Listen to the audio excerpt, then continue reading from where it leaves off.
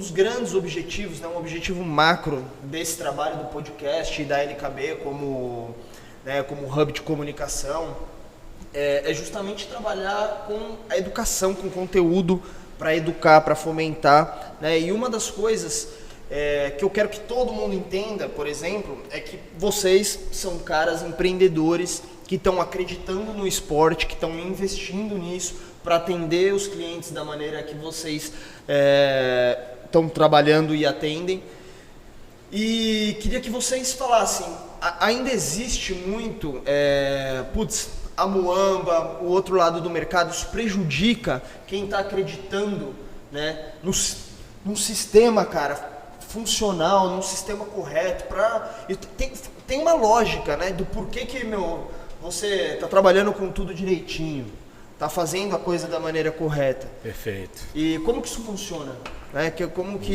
Quais são os problemas, qual é o benefício de comprar em uma loja legal, da maneira correta, com um profissional qualificado como vocês que desprenderam o tempo, estão aqui no Meet, entendeu? 4 dias, legal, feliz, não, palestra todo dia, um treinamento full, completo, para obter a informação dos caras que vieram lá da Alemanha, trazer para vocês poderem passar isso como valor agregado na hora da venda do cliente. Eu acho que o pessoal pode até começar, eu acredito que a turma aqui do Nordeste sofre muito mais com isso. Eu acho que pode crer. Rio e São Paulo sofrem, mas eu acho que nem tanto igual a eles, então eles têm muito mais experiência. Eu acho que eles conseguem... Esse é um tema bem delicado. Nós sofremos muito com isso, porque o nosso trabalho, para ser sério, a gente tem que fazer corretamente. Então, todos os equipamentos que chegam no OKP têm nota fiscal. A gente tem que pagar o imposto diferencial de alíquota só por estar em outro estado e o imposto quando vende o produto. Então, quando uma pessoa está comercializando um produto sem nenhum tipo de nota, sem nenhum tipo de garantia, ela está contribuindo para a falta de emprego, para o mercado informal. Então, a gente contrata pessoas. Hoje o OKP tem 12 pessoas trabalhando. A gente tem famílias que indiretamente estão lá com aquilo. Então, a gente fica um pouco triste, mas a gente sempre busca vencer isso, mostrando um bom trabalho. Então, hoje eu consigo falar que a minha garantia, a garantia da OKP, é essa preocupação em não deixar o cliente fora da água, em fazer a diferença. Enquanto a pessoa que está trabalhando informalmente, ele está preocupado em vender e faturar aquilo naquele momento. Então, isso faz uma grande diferença para quem quer ter segurança de comprar no lugar certo. E eu tenho clientes como o Luiz, como todo mundo aqui vai ter, você que é mais novo vai ter ainda, Trajano já deve ter, que compram comigo todos os anos, ou há 2 anos, ou há 10 anos, ou há 14 anos. Então, para mim, isso é mais importante do que fazer uma venda imediata ali, que não vai gerar esse relacionamento contínuo. No meu caso, atrapalha bastante. Mas assim, a gente tem clientes que mesmo sabendo do mercado, eles procuram a parte da garantia, que tu tá ali disponível ali para atender qualquer problema que dá. Geralmente essa galera, ele vende, como ele falou. Ele valoriza isso aí, né? Sabe das nossas condições. Eles sabem, muitos sabem. Porque, por exemplo, um cara tá velejando, ele já conhece outro, o cara vai ali no ouvido do cara e diz, cara...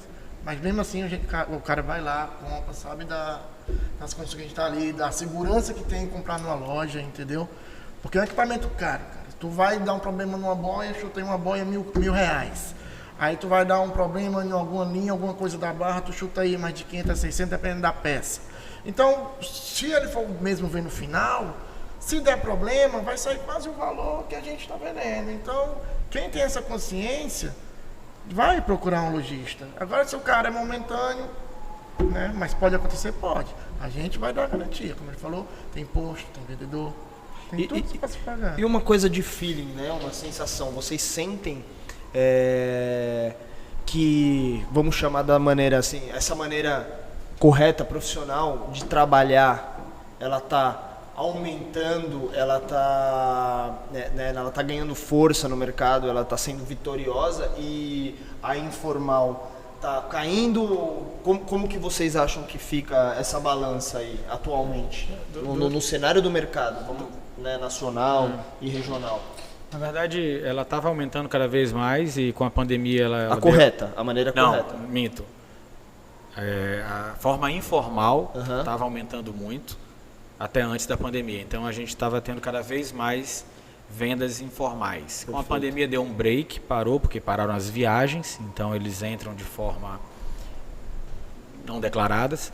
E agora começou a aparecer de novo. O mais importante falar não é nem sobre esse lado negativo, é o positivo, que as empresas estão crescendo, investindo e abrindo novos players no mercado, como o Luiz falou. Hoje nós temos segurança bem melhor para poder investir e saber que a gente vai dar assistência melhor para o nosso cliente. Então, o mercado formal, profissional, está cada vez mais crescendo e profissionalizando seus processos e atendimentos. Irado. Eu vou trazer um pouco de polêmica aqui.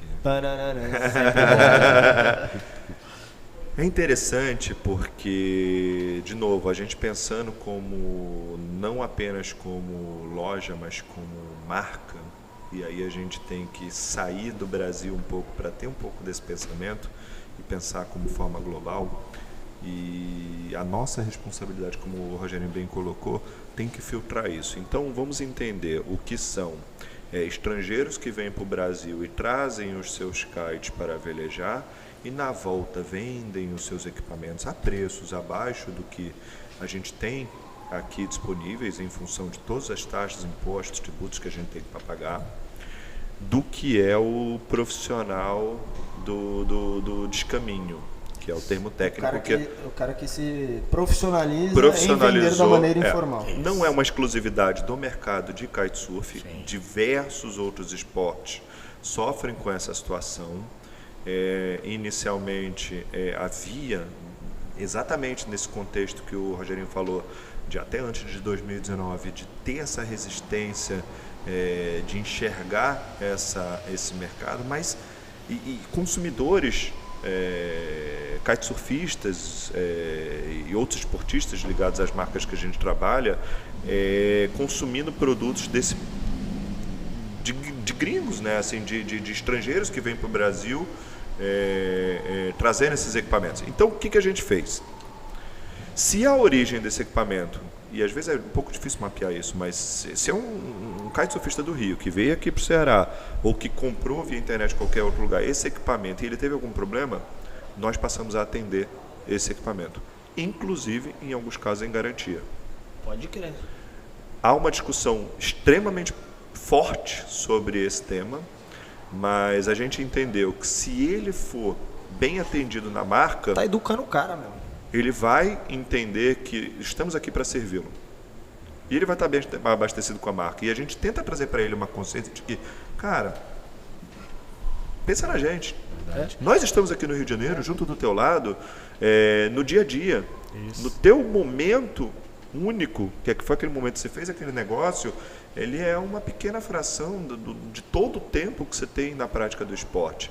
Então, sim, eu já atendi garantia, já houve discussões internas sobre o que temos ou não de atender de garantias, e a gente filtra isso. O que é esse fruto de descaminho? A gente não vende peça, não vende nada, não quer saber de atender esse perfil. Mas existe um outro lado da moeda que a gente passou a atender recentemente. E a gente começou a entender que esse cara até ficou um pouco...